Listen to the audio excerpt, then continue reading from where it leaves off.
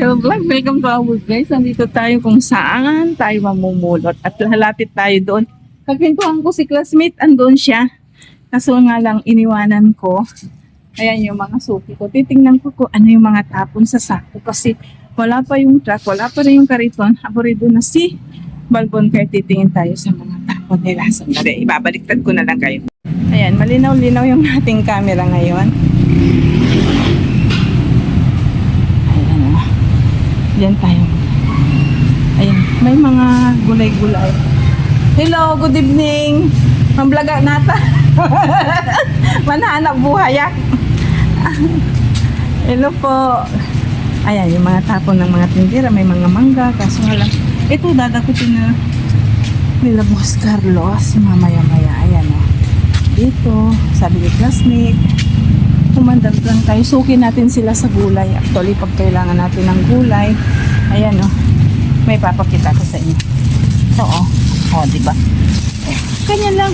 Ito naman, pag nakita ninyo, sayang yung mga papaya o. Ito kasi mura, pang gulay. Kaso nga lang, hindi nabili. Kaya ganyan. O, nakikita nyo ba? Ganito karami. Ayan. Sayang lang. Malalambot siya. Ganito yung buhay dito sa gabi. Ito isa pa.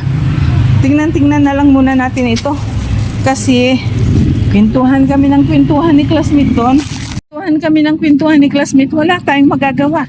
Ngayon, hindi tayo makakapagtrabaho ng tama. Kaya ikutan natin yung mga tapon-tapon dito sa ito oh. Yung basket natin nandun pa kay classmate tabi. Ayan, titingnan natin ito kung ano. Sandali. Andiyan si classmate nandun oh. Tayo naman dito. Kasi tinuro niya baka may gulay-gulay daw kasi nakita niya may nagtapon. Ito yung kinuha nating isa. Siyempre ang mahiwaga nating box. Kalkalin natin. May nakita ko dito sa ako. Dalhin kaya natin ito kasi pang ano pang lalagyan natin ng ano basura ano to mangga. Kunin nga natin. At tinan natin yung mga patula. Alam niyo, doon sa tindahan na pinagbibilhan namin, kapitbahay namin baga. Anong tawag? Ay, naiipis ka. Anong tawag dito? Ganito binibili namin. Oh. Ayan.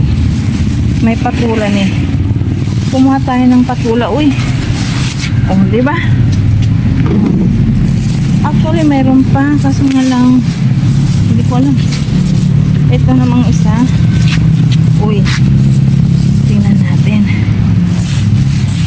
Pwede ba ito? Ayan o, nakikita nyo ba? Oh.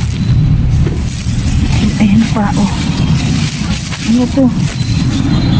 Lagyan natin din. May mga paprika. Ay, nakikita nyo ba? Ayan o, may mga hindi ko alam sa ano yan.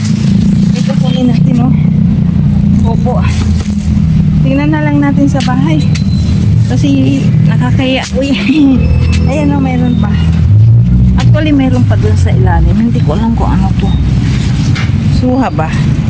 Oh, kuha tayo sa suha. May suha. Tingnan natin kung pwede pa. Oh.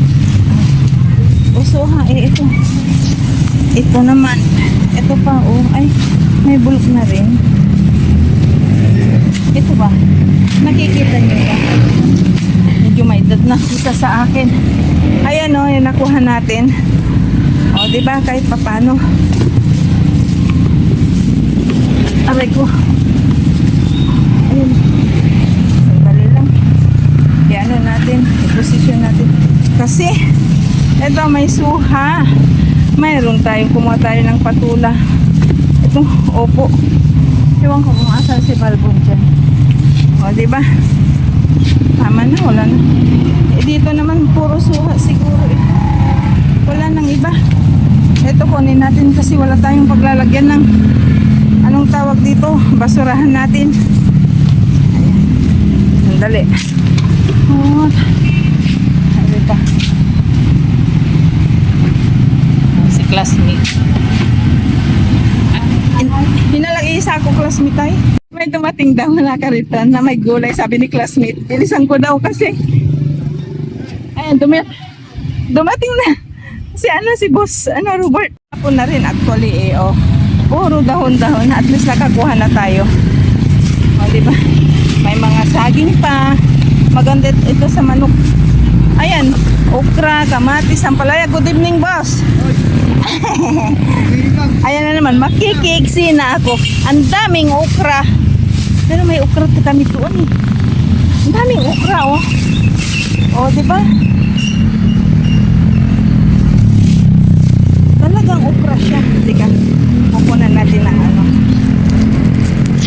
Ayan, punong-puno. Kaso nga lang, wala okra midman. Oh, kita mo, oh. Oh, di ba? Kung may hayop sana, ayan saging. Nilapitan na ako ni classmate. Umalis yung mister niya. Kasi Oo. O pala. May mangga. Kaso nga lang malambot na. Di ba? Dito sa ilalim, may ampalaya. Pero huwag na natin galayin yun. Oh, plus nakakuha na rin tayo. Kanina rin ni kakapansin yung tagata ni Pantas. Para baboy? Ayan oh. Hindi ko na sili papakita. Ano? Nilang yun ang tinanilay sa raktuan. Ay. Pantas. Classmate ito binibili sa sa Pampanga. Ayan. Ito pa. Sabi ka, sa sampuyo ni ito nila ini may pinagyan. Ni, pati utong ato ya. Utong ng Pampanga. Oo. Ayan si classmate. Total asawa to. Ayan, niara may pulong-pulong.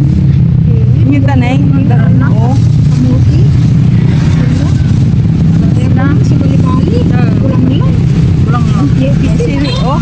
Mararayo ka pa. Mararayo na ako. Ayan, tulad ka noon, nakakuha tayo ng sili. Hindi naman pwede ito sa baboy ay. Di ba? O, tatlo na kami. O. Pero sa silin, tayo gagawin ko no. Nagabay, di ba?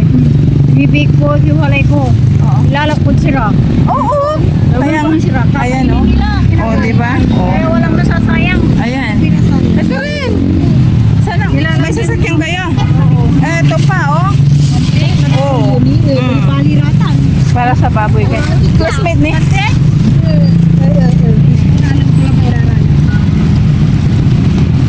Di ba? Bali-bali. Para sa baboy. Oo. Sarap ko.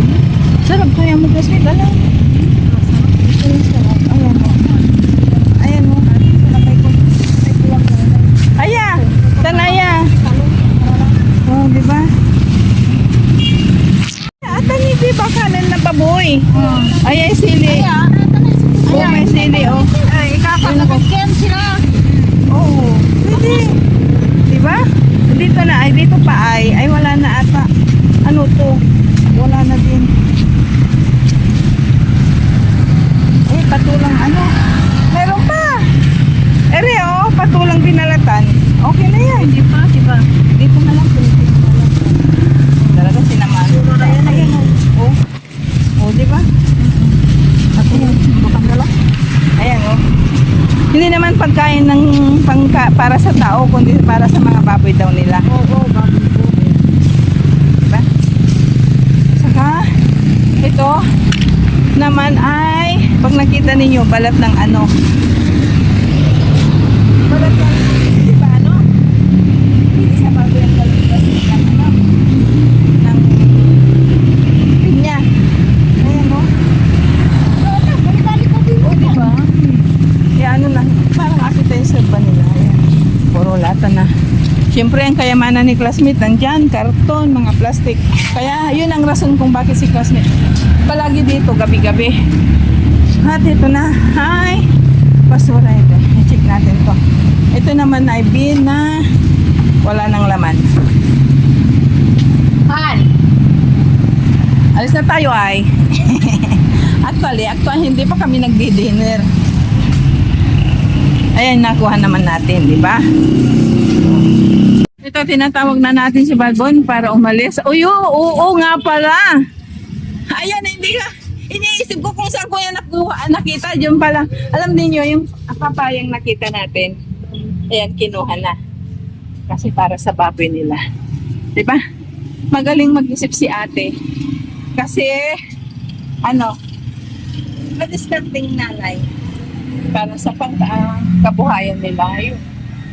Ngayon naman ay tayo nang aalis para sa baboy nila. Dali lang pa. Apakan mo to. Para basura. Basura pa. Okay. Wait lang. At ano to?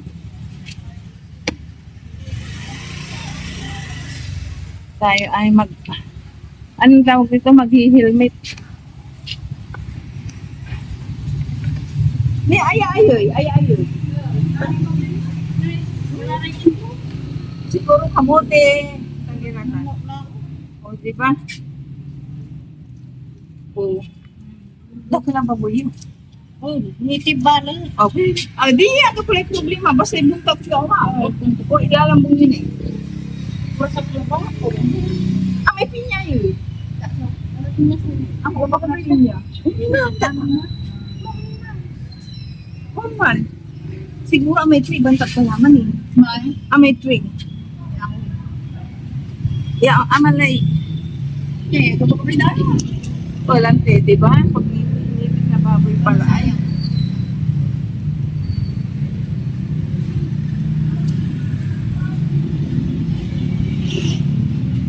Ngayong gabi ang nakajakpat si ate. Ayan no. Yung mga talagang hindi na po pwede. Yan nandito sa sako. Andun pa talagang hiningi na ni ate kasi nga para sa mga native na baboy daw niya. Ngayon ay alis na tayo. Kasi nakapag-helmet na ako, tinanggal ko na rin yung gloves ko. Uuwi na tayo ngayon. Kasi hindi pa kami nagdi-dinner. Classmate, thank you ah! Uuwi na tayo.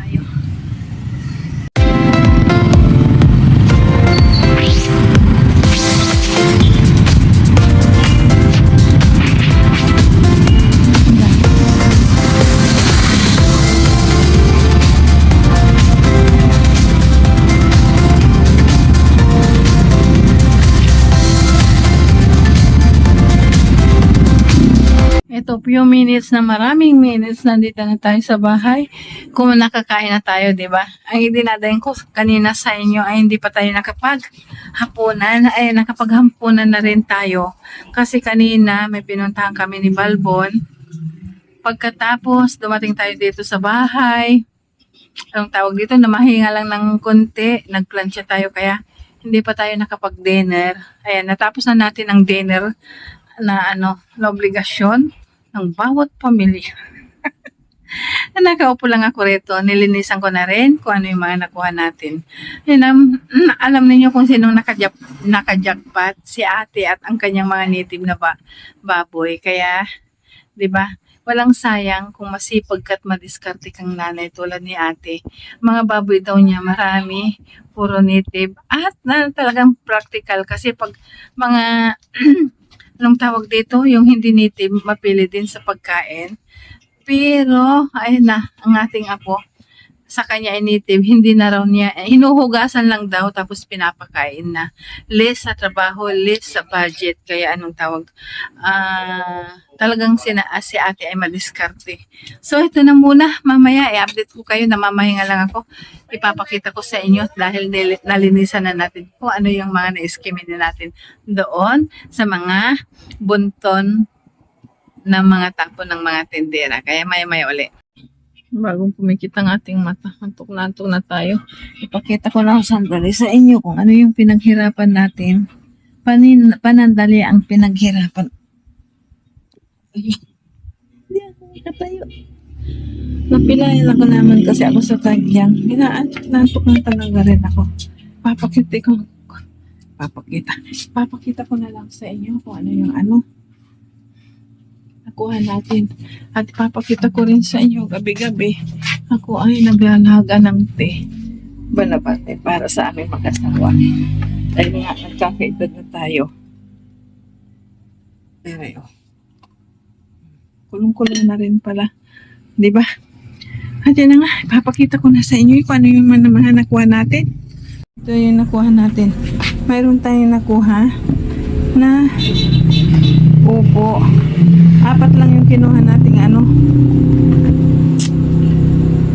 patula. Isang native ang palaya sa silong ko kinuha. Mayroon din tayong 6 na kamatis, isang mangga, isang kamuting kahoy. Kasi panahon ngayon, ayan o, nakita na ninyo kaagad kung bakit itinapon. Mayroon din tayong paprikang 3 at isang suha. Ito yung nakuha natin ngayong gabi o. Kahit na panandalian lang, malayo tayong masiro.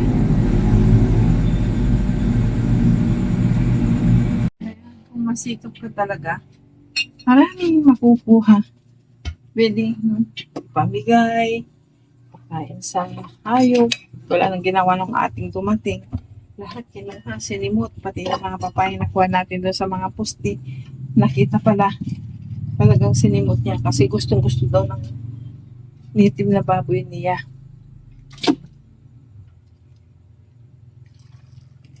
Siyang jumakpat ngayong gabi, pero kahit pa paano, jackpot na rin tayo. Kung ano yung ginagawa ko at this one, pagtatakal ako ng tea, para ipainom kay Palmo.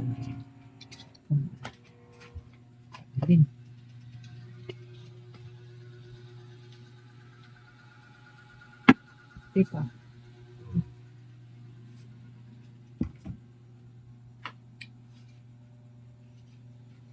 Tulog na.